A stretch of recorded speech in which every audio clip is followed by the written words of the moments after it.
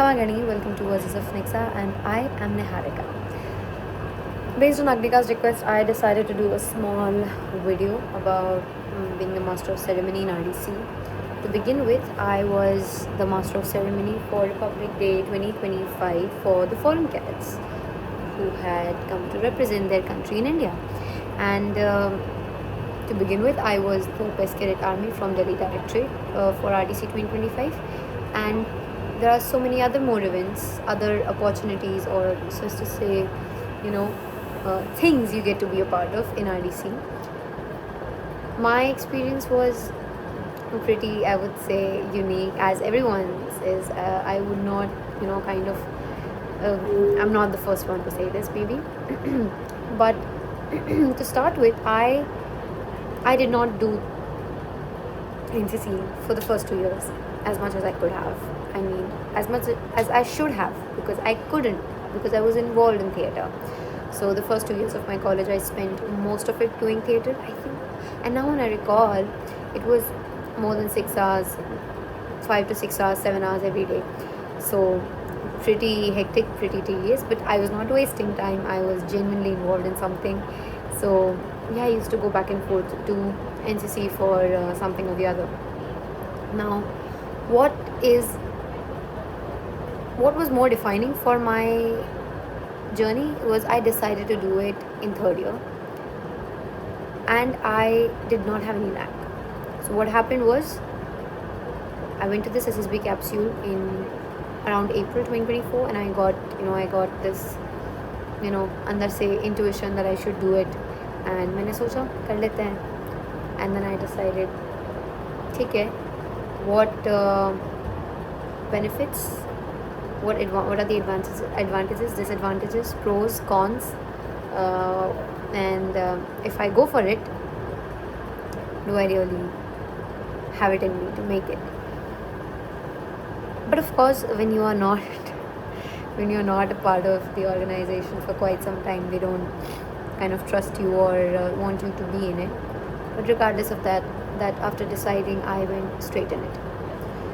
Once I started giving the selection and of course getting trained for the same, I realized so many things. I would say those 5 to 6 months were more than enough for me to understand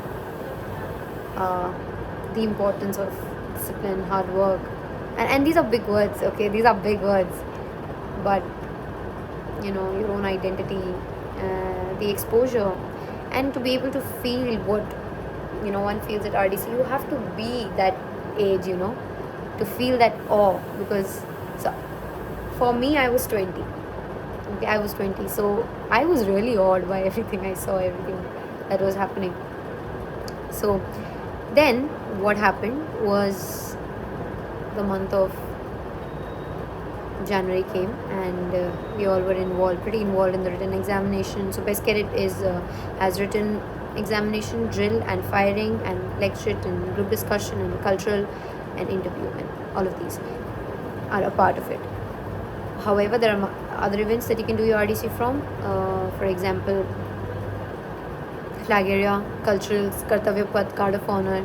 Kartavya Path is the one you see, walking on the Republic Day program on the TV. So these are the events you can do it through as well.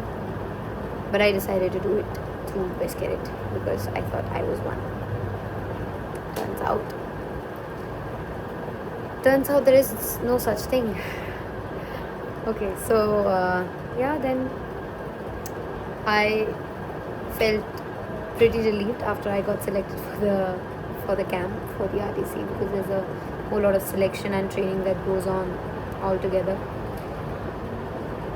To become the Master of Ceremony, your directorate already kind of pushes you, because if you're already good at speaking, and if you are going through that kind of a selection or a training process, you will be appointed, or you may be selected to be the MC for cultural programs. For example, me and Abhishek, a junior of mine, who went to IP Kazakhstan, he and me, we ended up doing the MC for ballet. And now people, the officers, in charge there for the cultural programs, they spot cadets like that. They'll spot you from the different programs performed by the different directorates, and they'll pick you up from there, and then they'll train you, and they will test you and select you for the main events, for the events that happen for the VVIPs.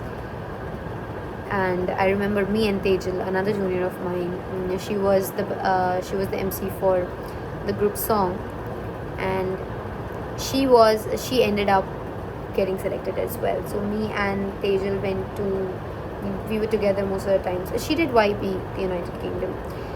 We went to the offices. Colonel O'Brien and Colonel Vashisht were the in charges there, and I'm sure our best cadet training officer, Colonel Atul Methani, would be very happy.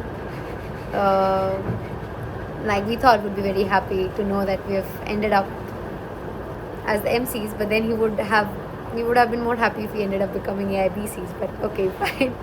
It doesn't matter now. But he was a really nice man, and he was such a hard worker. I remember we used to give Google tests at 10, 9, 10 o'clock, 9 o'clock, 11 o'clock at night, and still wake up the next day 4:30.